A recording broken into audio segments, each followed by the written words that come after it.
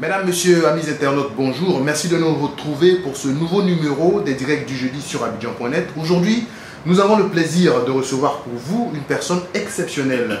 Il est le lauréat du prix du meilleur inventeur édition 2015 des Assises de la jeunesse.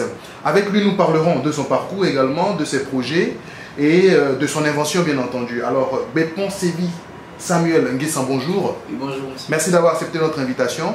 Merci. Alors pour les Ivoiriens qui te découvrent, d'où viens-tu? Tu peux nous parler de ton parcours scolaire et universitaire entre autres? Ok, d'accord. D'entrée de jeu, je crois que si je suis aujourd'hui devant ces caméras, c'est par l'initiative qu'ont mené certains grands hommes de ce pays.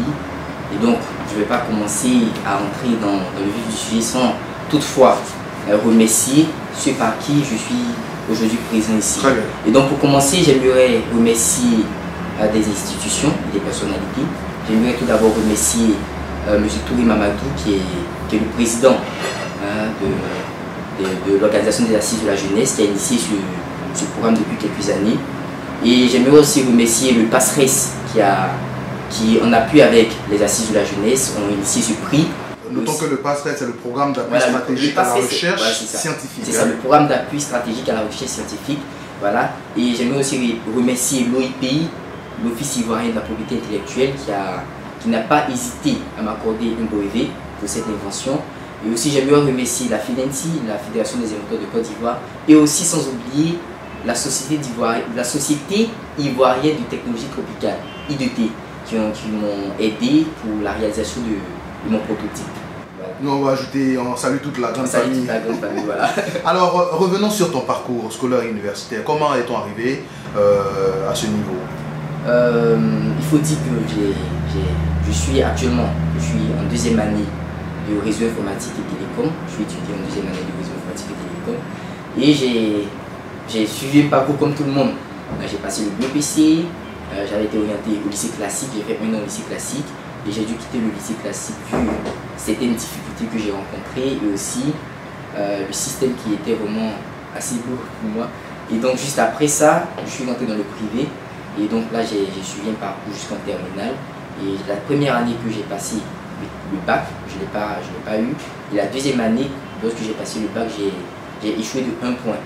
Et donc, cette défaite était tellement assez dure à supporter vu que cette année-là, j'avais, je peux dire, j'avais tout fait pour avoir tous les moyens à ma disposition pour avoir cet examen. Mais le sort en a voulu autrement et donc je n'ai pas pu avoir le bac. Voilà. Et donc, c'est suite à cela, puisque j'avais la possibilité de m'inscrire dans une grande école, et donc suite à cet échec, je suis rentré dans une université privée et j'ai commencé des cours en réseau informatique et télécom. Et donc d'abord, j'ai commencé au groupe ESAM à vrai dire. J'ai fait l'année préparatoire, j'ai fait la première année là-bas. Et ensuite, vu la distance qui séparait mon domicile et l'école, j'ai été obligé de changer d'établissement et je me suis inscrit cette année au groupe Ivoire Academy. Voilà. Alors, après vos études secondaires et universitaires, et vous êtes encore étudiant, ou là, on va pas dire après, mais alors qu'est-ce qui vous a motivé à participer aux Assises de la jeunesse en tant que participant dans les premiers temps et également en tant qu'inventeur? Ce qui m'a motivé à participer aux Assises de la jeunesse, il faut le dire, auparavant, je n'avais pas vraiment connaissance de ce programme. Il faut le dire parce que je suis membre d'une institution internationale qu'on appelle IOIF. International Youth Fellowship. Et je crois que M. Touré Mamadou connaît très bien cette organisation puisque la première édition des Assises de la jeunesse, on avait été partenaire pour l'organisation des Assises. Et donc à travers cette organisation IOIF, j'ai commencé à m'intégrer dans cette organisation et du coup, une fois j'ai appris que nous étions associés à l'organisation des Assises de la jeunesse. Donc c'est comme ça que j'ai pris part au programme. Et dans le temps en 2013, lorsque nous avons pris connaissance de ce programme, il y a l'OIPI qui vraiment soutient vraiment les inventeurs. L'OIPI m'a appelé de manière personnelle et aussi tous les autres inventeurs pour nous informer qu'à l'occasion des Assises de la jeunesse, il y a un prix du jeune inventeur qui était lancé. Et donc c'est comme ça en 2013, j'ai postulé à ce concours comme tous les autres inventeurs, mais le sort en a voulu autrement, comme je le dis, il y a un autre inventeur à remporter. Et donc c'est comme ça que j'ai connu vraiment le programme des Assises de la jeunesse. Et cette année, lorsque le programme a été relancé, l'OIPI nous a encore recontactés pour que nous puissions postuler encore une fois à ce concours-là. Donc cette année, franchement, il faut le dire, au départ, j'avais pas voulu postuler. Il faut le dire parce que j'étais vraiment découragé. Je me suis dit que, mais ce genre de prix, tu postules, mais finalement, ça sert à rien puisque généralement, dans l'idée de certaines personnes, lorsqu'il y a des prix qui sont organisés, il y a là des vainqueurs d'avance. Donc, des gens pensent qu'on truc les résultats. Donc, j'avais cette idée-là. Et donc, j'avais pas voulu postuler comme ça, sans toutefois attendre quelque chose. Et un jour, mon téléphone sonne et je décroche. C'est le passeresse qui m'appelle et qui m'informe que je suis cette année l'heureux élu du prix passeresse des jeunes inventeurs édition 2015. Mais est-ce qu'on peut savoir votre amour pour l'invention, pour la technique et la science et tout ça? Est-ce que ça a commencé avec les assises de la jeunesse ou avant cela, vous étiez déjà passionné pour ce secteur d'activité? J'avais jamais eu l'idée de créer ou d'inventer. Mais auparavant, j'avais une idée qui me traversait l'esprit. Je ne voulais pas faire partie de ceux qui allaient passer dans ce monde. Mais je voulais faire partie de ceux qui allaient marquer le monde, de ceux qui allaient révolutionner le monde. Et c'est avec cette mentalité que j'ai étudié, que je me suis lancé dans la vie. Je voulais faire partie de ceux qui allaient changer le monde. Mais vu les conditions de vie que j'avais avec mes parents, tout ça, je ne voyais pas les moyens de pouvoir atteindre cet objectif. Voilà. Et donc je me suis focalisé sur mes études pour atteindre cet objectif. Mais mes études ont pris un parcours que je n'avais jamais programmé. Et donc par la suite, quand je l'avais dit, j'avais échoué au bac la dernière année. Donc on peut dire que vous n'êtes pas un surdoué. Ouais, je ne suis pas un surdoué, il faut le dire, je ne suis pas un surdoué. Un jour, lorsque j'ai effectué un voyage de repos et de changement d'air au village chez mon grand-père pour juste souffler. Très bien, tous les jeunes ne le font pas. Voilà, tous les jeunes ne le font pas. Il faut souvent visiter le village, c'est vraiment important. Voilà. Et donc, juste après mon échec, j'étais vraiment découragé, donc je voulais changer d'air, me faire de nouvelles idées et après revenir sur Abidjan pour voir comment j'allais me lancer dans la vie active. Et donc, c'est comme ça quand j'ai effectué ce voyage au village. Il y a mon grand-père qui m'a expliqué le problème qu'il rencontrait. Il m'a dit que dans le domaine des biocultures, il y a un problème que lui rencontre personnellement et que pratiquement tous les planteurs rencontrent. Je lui ai dit lequel. Il m'a dit qu'en saison des pluies, c'est vraiment impossible pour lui de saigner son champ d'EVA. Il a commencé à m'expliquer. Pour ceux qui ne connaissent pas les biocultures, je vais essayer de détailler. Les biocultures est une culture subpratique et cette culture, pour pouvoir récolter, il faut saigner l'arbre, c'est-à-dire qu'il faut blesser l'écorce de l'arbre. Une fois qu'on blesse l'écorce de l'arbre, il y a une sève qui coule, une sève blanche qu'on appelle le latex. Et cette sève-là est recueillie dans une tasse qu'on appelle la tasse à latex. Voilà. Et lorsque cette sève est recueillie dans cette tasse, au bout d'une certaine période, d'une demi-journée ou une journée, cette sève qui est recueillie dans la tasse se solidifie. Et on jette ça à terre, on appelle ça le coagulum. On jette ça par terre et on fait une nouvelle saignée un jour, 2 jours après. Et donc, puisque c'est du liquide, si pendant que la tasse recueille le latex sous forme liquide, il suivait une pluie, automatiquement la pluie se mélange au latex. Et donc ça fait automatiquement que le latex est dilué, le latex est mélangé à l'eau. Et puisqu'il pleut abondamment, le latex se mélange à l'eau, ça remplit la tasse. Et finalement l'eau, le latex, tout est renversé par terre. Alors que l'arbre de l'Évia est un arbre qui absorbe beaucoup d'eau en saison des pluies. Et si ça absorbe beaucoup d'eau, ça a la possibilité de produire assez de latex. Mais en saison des pluies, c'est vraiment impossible de saigner. Et donc les seigneurs ont généralement appelé cette saison-là comme étant la saison de perte. Parce que si vous décidez de saigner votre latex, votre EVA en saison des pluies, vous perdez. Si vous décidez de ne pas saigner, aussi vous perdez. Et donc auparavant, les gens utilisaient un produit chimique pour coaguler le latex. Voilà, malgré la pluie, ils utilisaient un produit chimique. Lorsqu'on met dans le latex, ça coagule le latex. Okay. Donc la pluie ne peut pas gâter le latex. Mais les sociétés d'EVA se sont plaintes parce que ce produit chimique là, ce produit chimique gâte les machines, ça gâte les dents des machines et aussi ça a un impact négatif sur l'arbre. Voilà, puisque ce n'est pas écologique, donc c'est du produit chimique, donc ça fait que l'arbre meurt rapidement. Et donc face à toutes ces difficultés que les planteurs rencontraient en saison des pluies, et ton grand-père, mon grand-père me l'a expliqué. Et donc lorsqu'il me l'a expliqué, il m'a dit est-ce que je ne peux pas faire quelque chose pour lui. Et je lui ai répondu automatiquement que je peux rien faire pour toi. Parce que je me suis dit que ça sert à quoi de vouloir penser pour les autres alors que toi-même ton avenir est gâché. Puisque je venais d'échouer au bac. Donc j'avais pas idée d'aider quelqu'un. Je voulais maintenant penser à moi parce que j'avais trop pensé aux autres. Quelle nouvelle orientation. Voilà, c'était une nouvelle orientation que je voulais avoir. Penser, me focaliser sur ma vie, penser à moi. Très bien. Parce qu'on ne peut pas devenir. Tu rêves de devenir leader, tu rêves de révolutionner le monde alors que le monde n'est pas tout révolutionné. Donc c'était juste pour rire. Hein?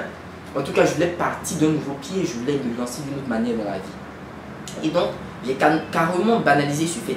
Mais au bout d'une semaine, il a insisté. Et lorsque j'étais allé en vacances, c'était en saison des pluies.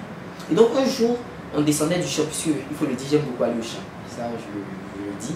J'adore beaucoup le champ, j'adore aller au champ, cabosser les noix de cacao, laper les noix de cacao, en tout cas, cabosser les cabosses de cacao, pardon, laper les noix de cacao, j'adore ça. Et j'adore beaucoup préparer au champ. Juste une parenthèse. Voilà. Et ce jour-là, j'étais allé avec un ami sud-coréen. Et lorsque nous sommes arrivés là-bas, pendant ces congés dont j'avais parlé, un ami sud-coréen que je salue au passage, au Myongwan. Et donc, lorsqu'il m'a expliqué comme ça, un jour j'étais assis devant le champ et j'ai observé son champ et j'ai vu qu'il y avait des tasses qui étaient renversées, j'ai vu qu'il y avait des tasses qui étaient remplies d'eau. Et donc ce schéma m'a vraiment attristé. Parce que j'ai vu combien de fois il souffrait pour exploiter ses récoltes. Et vu que le prix du l'EVA a chuté. Et donc je lui ai dit, mais c'est simple, pourquoi tu te tracasses? On peut juste trouver un objet qu'on place là pour protéger ta tasse, pour ne pas que l'eau rentre dedans comme un parapluie, c'est tout. Et donc j'ai même dit au manœuvre qui était avec moi, lorsqu'on arrive au village, vous me rappelez, on va utiliser des bouteilles, des bidons qu'on va découper en forme de parapluie, qu'on va placer pour couvrir la tasse, pour ne pas que l'eau rentre dedans. Une idée assez simple. Et quand je suis rentré au village, souvent j'appelle mon collègue. Voilà. Quand je suis rentré au village, je lui ai expliqué, ah le vieux, voilà, je suis arrivé. Bon, j'ai trouvé une solution pour ton truc là. On va faire comme ça, on va faire comme ça. Il m'a dit, mais attends, tu es un intellectuel. Un intellectuel s'assoit, il réfléchit, il fait un plan, et puis il le propose. Et donc, on va réfléchir, faire un plan, et puis tu me proposes. Je lui ai dit, ok, il n'y a pas de problème, il n'y a pas de problème. Et dès que j'ai tourné le dos, j'ai dit en bon français, c'est parce que je t'ai aidé que tu me dis de faire ça. Bon, le vieux, non, on avance, on a autre chose à faire. Je dois aller jouer au football, il y a d'autres choses à faire. Donc, et j'ai banalisé comme ça. Et quelques jours avant mon départ, il m'a appelé, mais ouais, le plan est où? Le plan, oui, j'ai déjà dessiné, attends, j'arrive.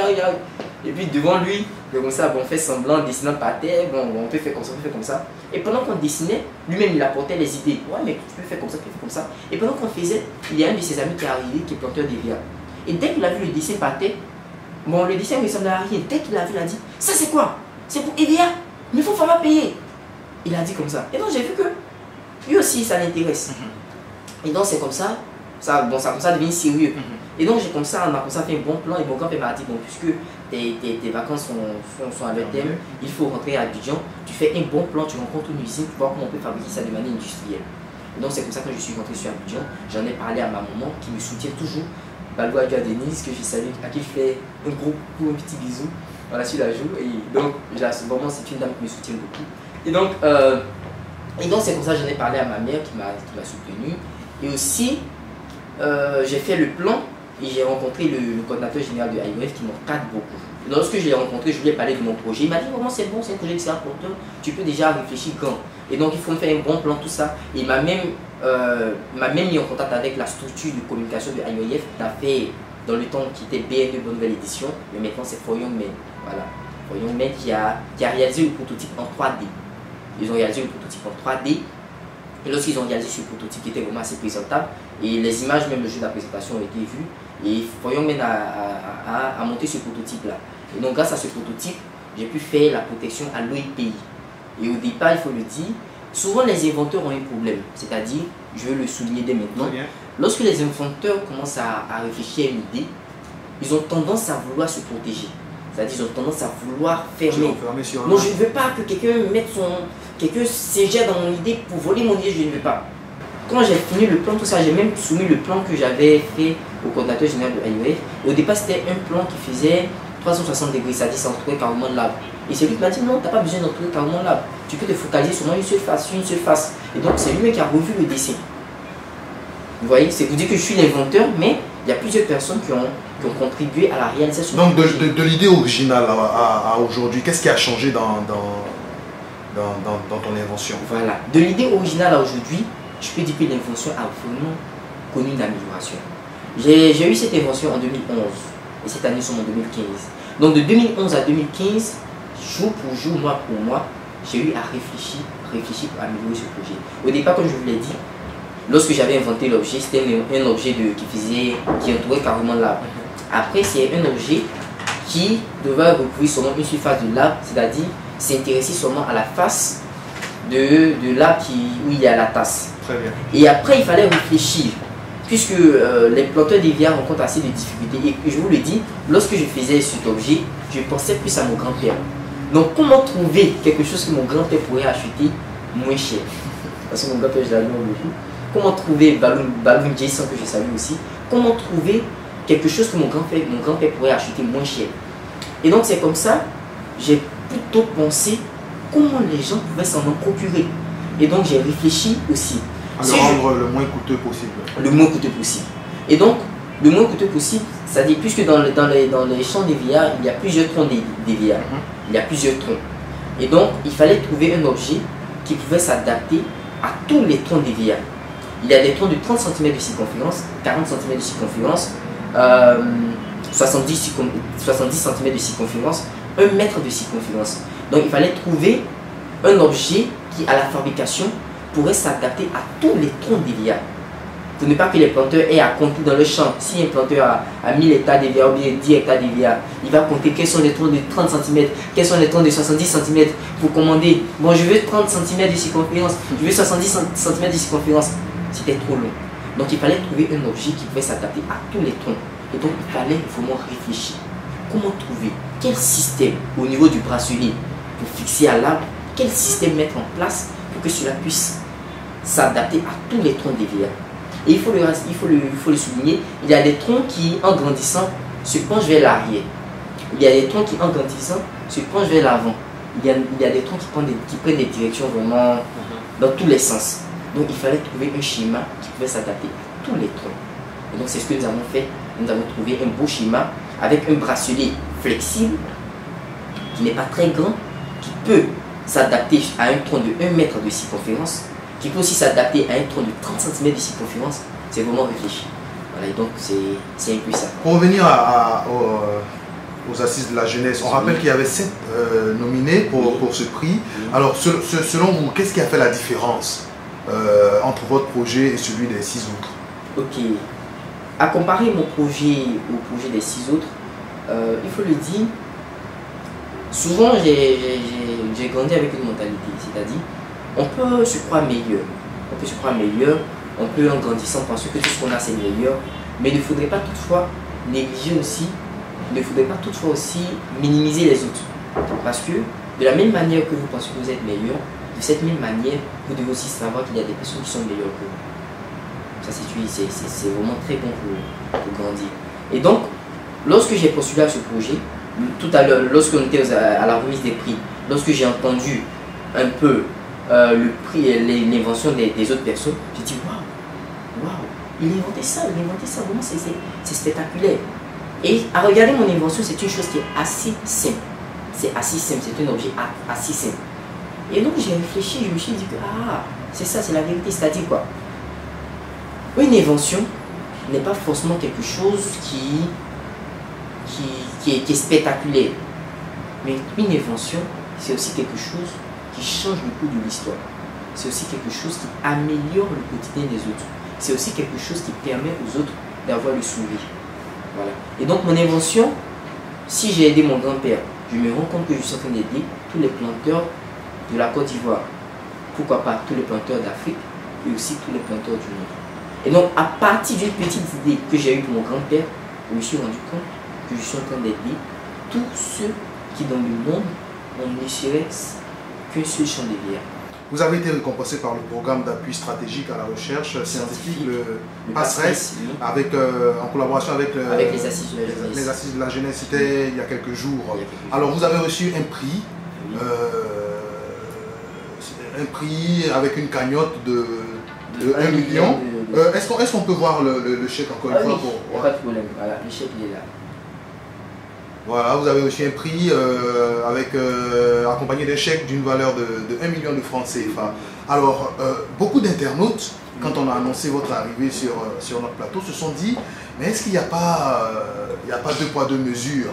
On récompense certains lauréats d'autres concours qu'on ne va pas citer, à hauteur de 5-10 millions, alors qu'un jeune inventeur qui contribue véritablement au développement du monde agricole ou de la Côte d'Ivoire en général, ne perçoit que 1 million. C'est sûr que vous avez entendu. Même les parents m'ont parlé. Alors, votre sentiment, vous-même, en tant qu'inventeur, et après avoir reçu cette cagnotte de 1 million? D'accord. Bon, en tant qu'inventeur, d'abord, j'aimerais remercier ces internautes qui se soucient beaucoup de mon invention et de comment cela va avancer, parce que dire que la valeur de 1 million est assez dérisoire pour face à certaines compétitions qu'on connaît dont des millions sont investis dans ces compétitions, parce que les internautes et puis aussi même mes parents m'ont dit, ont comparé mon invention à Miss Côte d'Ivoire, tout ça.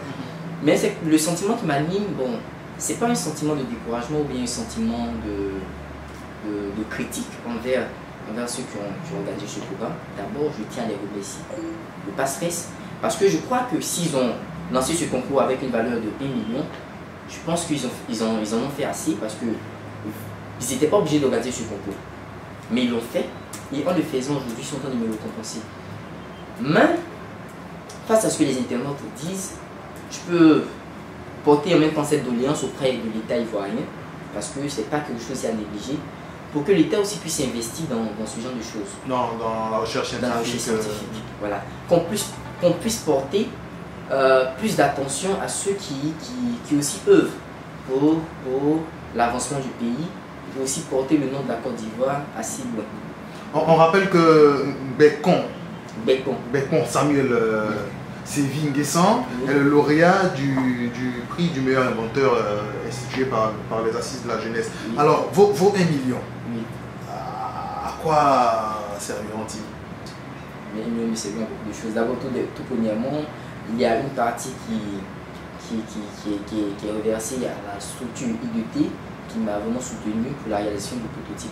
Parce que comme le Passeresse l'avait mentionné lors de la remise du prix, c'était impossible qu'on puisse me mettre le prix dans l'état dans lequel mon invention était.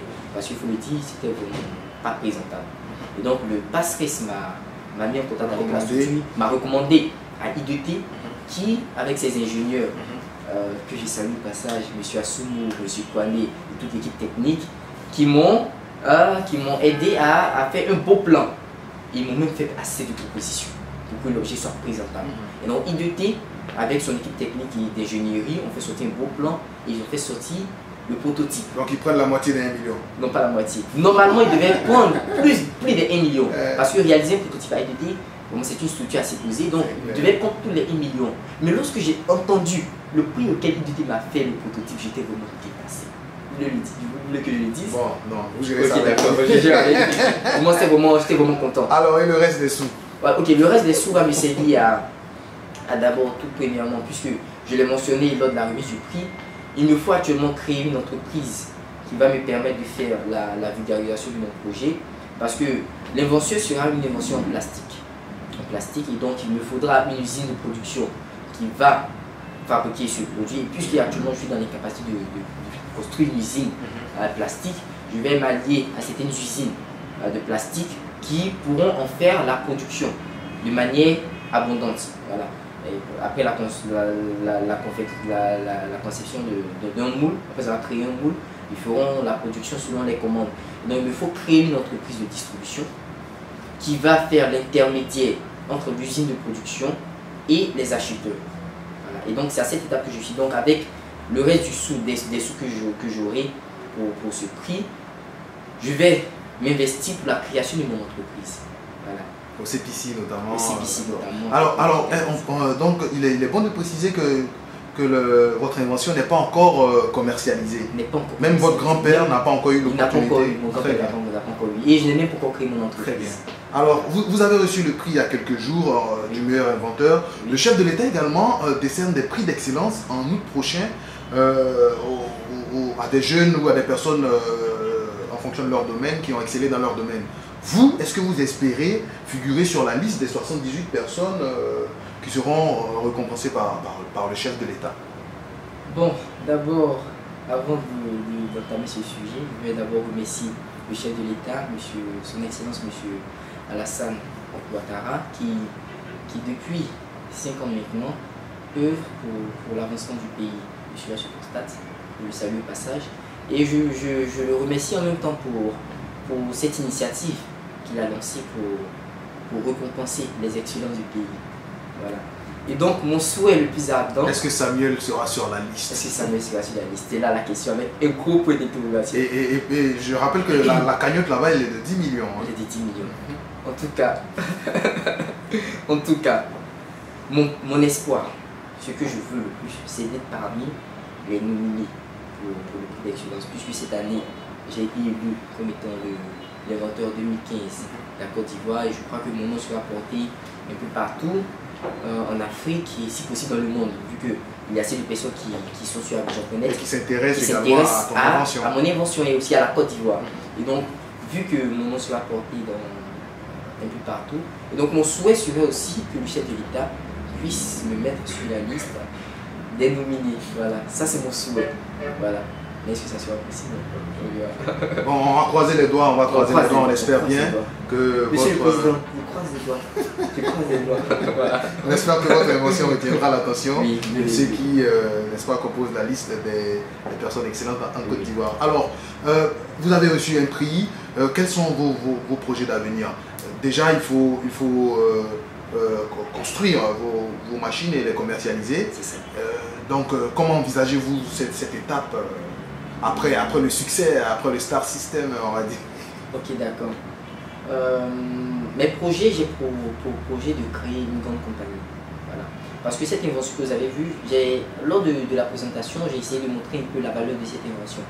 J'ai montré à tous ceux qui étaient présents que la portée du projet, c'est-à-dire une fois qu'on aura atteint notre objectif en Côte d'Ivoire de résoudre le problème de tous les planteurs ivoiriens, on sera un chiffre d'affaires qui avoisinera les 31 milliards.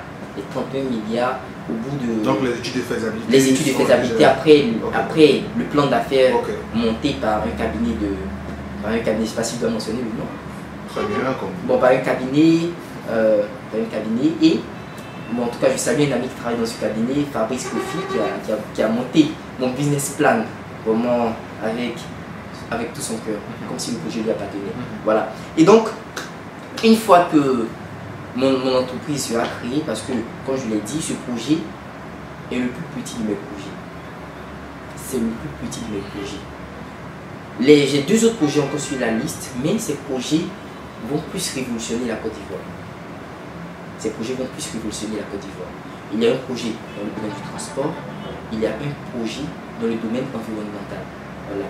Où, je souffle un peu le mot, où après la réalisation de ce projet, vous ne verrez plus un seul plastique traîné par terre. Je crois que le ministère de l'Environnement va recruter. Vous ne verrez plus un seul plastique traîné par terre. Très ce bien. projet, il est là. On rappelle que le gouvernement a interdit l'utilisation des sachets plastiques. Du plastique. Et comment? Et parce que les 100% des déchets ivoiriens, sur 100% des déchets ivoiriens, je crois qu'il y a environ 90 à 80% de déchets plastiques.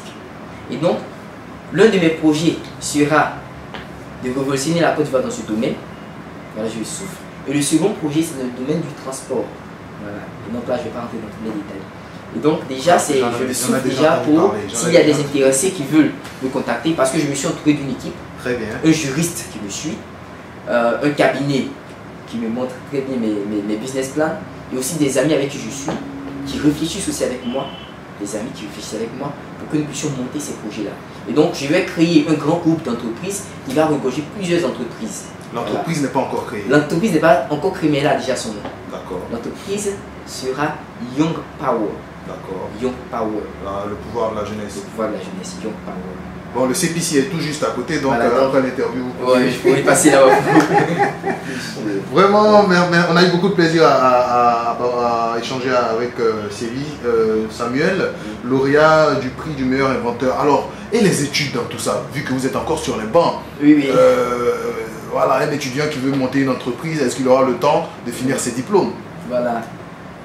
Souvent on le dit, ceux qui ont révolutionné le monde, ce sont des personnes qui étaient toujours bizarres au départ. Très bien. C'était des personnes qui étaient toujours... On va pas dire que tu es bizarre. Voilà, non, on n'avait pas dit ça. Puisque Steve Jobs il a dit, c'est ceux qui sont assez fous de penser qu'ils peuvent changer le monde, ce sont ceux qui y parviennent. Steve Jobs l'a dit. Et donc, actuellement, cette année, je dois passer le BTS. Normalement, aujourd'hui, jeudi... C'est dans quelques jours, hein? C'est dans quelques jours. Normalement, aujourd'hui, jeudi, je vais être en classe avec mes camarades en train de... Vous avez fait l'honneur de venir sur le plateau d'Abidjan.net parce que je ne pouvais pas rater cet appel-là. Mais je compte continuer mes études. Mais il faut le dire, cette invention me prend assez de temps et aussi les projets que j'ai me prennent assez de temps. Il faut que je les réalise. Il faut que je les réalise pour moi et aussi pour la Côte d'Ivoire.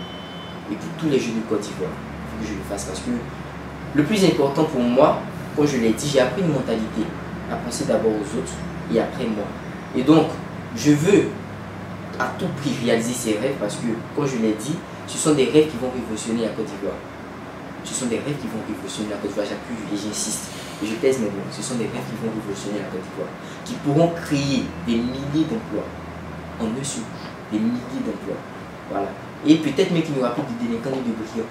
Parce que mes rêves que j'ai, les personnes que je vais embaucher, ce sont des personnes qui sont rejetées par la société, des personnes que couramment on appelle des brigands, des délinquants, qui eux-mêmes veulent se battre pour réaliser leurs rêves mais qui n'y parviennent pas.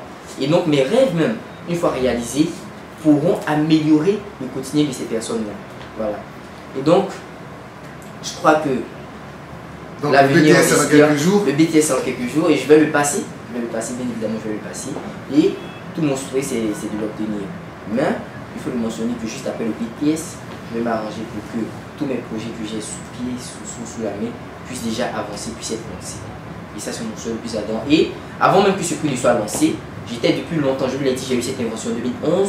Et donc depuis 2011, pendant que le projet connaissait une amélioration pour atteindre sa perfection, j'étais toujours en même temps à la recherche de financiers, de partenaires financiers, de bailleurs de fonds. C'est l'occasion de lancer un voilà, et de bailleurs de fonds pour me financer pour ce projet. Et jusqu'en 2015, j'en ai rencontré plein. J'en ai rencontré plein qui se sont montés vraiment intéressés. Mais en avançant, arrivé un moment, bon, ils étaient occupés à autre chose, ils devaient penser à autre chose, il y en a qui devaient voyager, il y en a qui, en tout cas, et finalement, j'étais à chaque fois obligé d'avancer par moi-même, d'avancer avec mon équipe et tous ceux qui m'encadrent, qui m'ont vraiment donné assez de mots d'espoir pour que je puisse avancer, parce que j'ai même rencontré un partenaire avec qui je devais signer un contrat pour que le produit soit vulgarisé. Et dans le contrat, je devais, c'est une course que j'avais commise avec le temps, mais je vais le rappeler, dans le contrat, je devais avoir près de 70% du projet. Et en même temps, il y a une autre structure qui m'a appelé, qui m'a dit que oui, on est intéressé par ton projet, on va t'aider, on va t'aider. Mais lorsque j'ai entendu tout ça, j'étais vraiment heureux. Et donc j'ai dit à mon partenaire que bon, est-ce qu'on peut mettre pause quelques instants parce que je vais essayer de voir qu'est-ce que ces structures me proposent. Mon partenaire s'est découragé. Et malheureusement, cette structure qui m'avait appelé en deuxième position ne m'a plus aidé. Mon partenaire aussi m'a lâché. Et donc finalement, j'étais resté au bon milieu de la route. Et en ce moment, j'avais 18 ans. Aujourd'hui, vous en avez? Aujourd'hui, j'ai 21 ans aujourd'hui. Très bien. Je ne suis pas vieux, je suis trop jeune. Ça, voilà. J'ai 21 ans aujourd'hui. Et donc, je suis resté là, un jeune de 18 ans, avec un projet de milliards sous la main, sans personne pour l'aider. Comment faire pour trouver des personnes qui pouvaient m'aider, qui pouvaient me financer? C'était vraiment difficile. Et donc, je voulais par tous les moyens me faire connaître, par tous les moyens me faire montrer aux gens qu'il y a quelqu'un qui existe, qui pense aussi, qui veut réaliser ses rêves. Et donc, c'est comme ça, lorsque ce prix a été lancé, vraiment, j'ai voulu participer pour qu'au moins, je sois au moins derrière les caméras. Voilà. Et donc, aujourd'hui, je suis derrière une caméra et je suis là vraiment, je suis vraiment heureux. Et c'est l'heure de porter l'annonce à tous ceux qui voudraient s'investir dans ce projet. C'est un projet très porteur. Et je crois que si nous avons commencé ensemble, nous allons continuer jusqu'à la fin.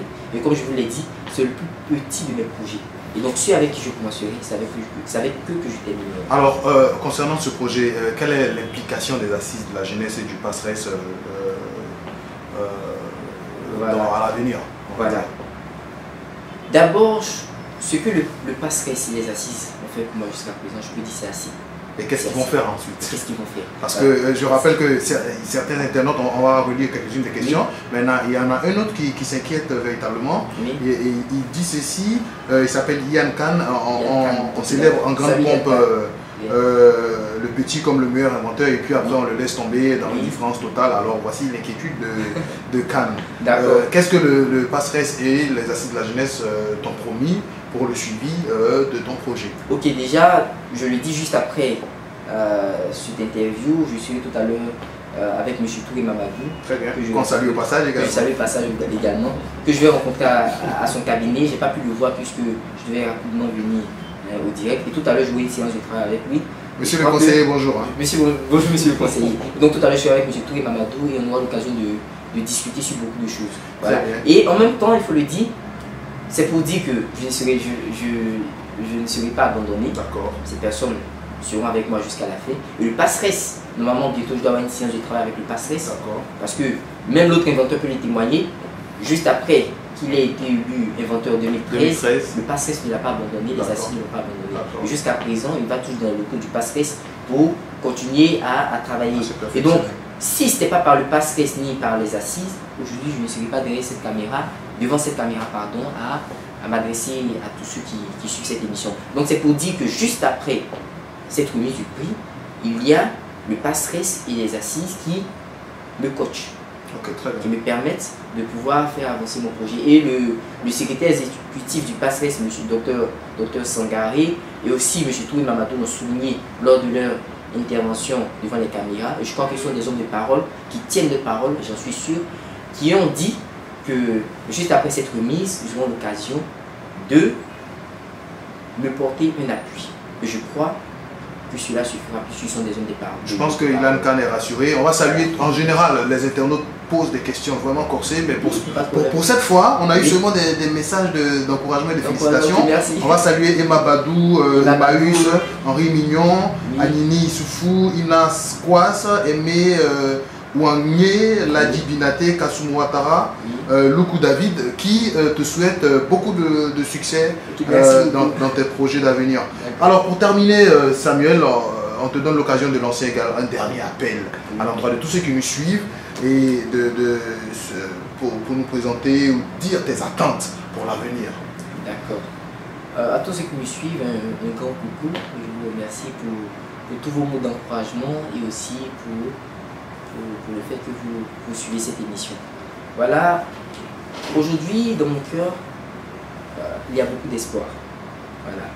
Parce que comme Oxo Pakouva le dit, qui est le fondateur de IYF, il a dit, ne vous focalisez jamais sur ce que vous êtes aujourd'hui, mais espérez plutôt en ce que vous pouvez devenir demain.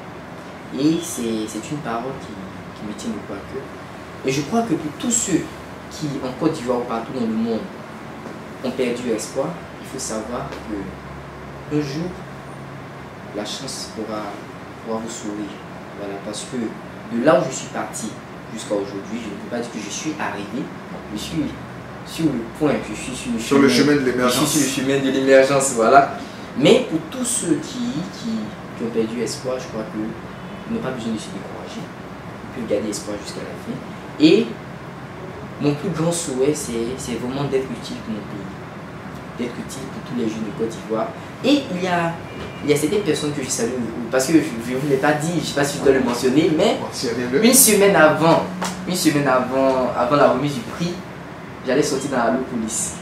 Allopolis, généralement, ce sont des faits divers de société. Pourquoi? J'ai failli être assassiné, je peux le dire, parce que je devais faire les photos du prototype de l'invention dans un champ d'EVA et malheureusement, je suis tombé sur un monsieur qui m'avait dit qu'il avait un champ d'EVA et donc il était question qu'on y aille pour que je puisse faire des prises de vue. Malheureusement, j'étais sûr. Et donc, il m'a proposé quelque chose en chemin, du lait, tout ça que j'ai pris. Et bizarrement, malheureusement, ce lait contenait de la drogue. Et je lance cet appel aussi au ministère de l'Intérieur parce que tout le monde en parle actuellement. C'est une nouvelle forme d'arnaque et d'agression. Voilà, on vous drogue à travers quelque chose que vous consommez ou bien par une injection, je ne sais pas, on vous drogue et on reprend tout ce que vous avez. Et peut-être même on peut vous couper votre tête ou bien vous enlever des organes. Et donc, j'ai été drogué comme ça. Et donc, lorsque la drogue a fait effet, ce monsieur m'a tout volé, il m'a pris tout ce que j'avais sur moi de valeur et il m'a laissé là.